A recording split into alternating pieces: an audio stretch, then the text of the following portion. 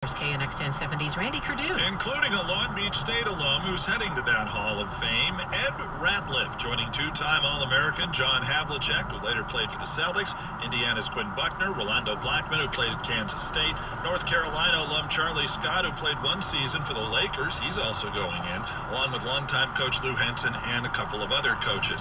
Ratliff played in the early 70s at the beach, back when the late Jerry Tarkanian was the coach.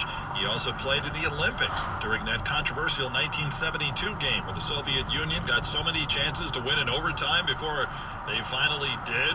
Ratliff and the rest of his teammates never did accept their silver medals. He also played 5 seasons in the NBA with the Houston Rockets. The Beach retired as number 42.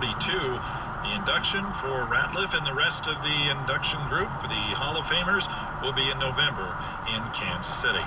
The former owner of that South Florida clinic that supplied performance-enhancing substances to Major League Baseball players and other athletes has been sentenced to 4 years in federal prison.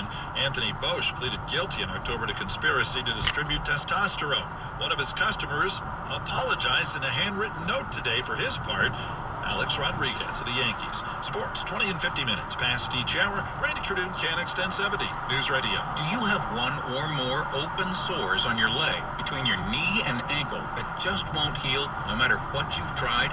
There is a clinical trial evaluating Curexcel, a cellular therapy in an investigational study for people with venous leg sores. Foot and Ankle Clinic is conducting this.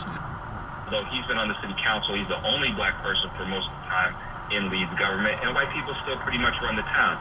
It's not like there are a bunch of raving Bull Connors out there out to get the black folks, but there is a sense of frustration and that they have been neglected among some black residents in Leeds. I'd say, reading the piece, I was fascinated with the idea that they had a black homecoming queen and a white homecoming queen well into the 90s, which, you would think we might be past that.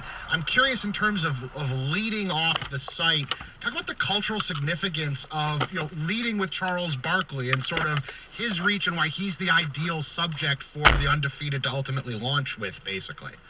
Man, that's a great question. And Charles Barkley is right in the thick of the discussion, a debate, a problem that has plagued black people for the last 150 years. Okay, we're free now. There's no more slavery. What now? What do we do now? We still have all these problems. We got folks, not getting educated, families not staying together. What are we going to do about it?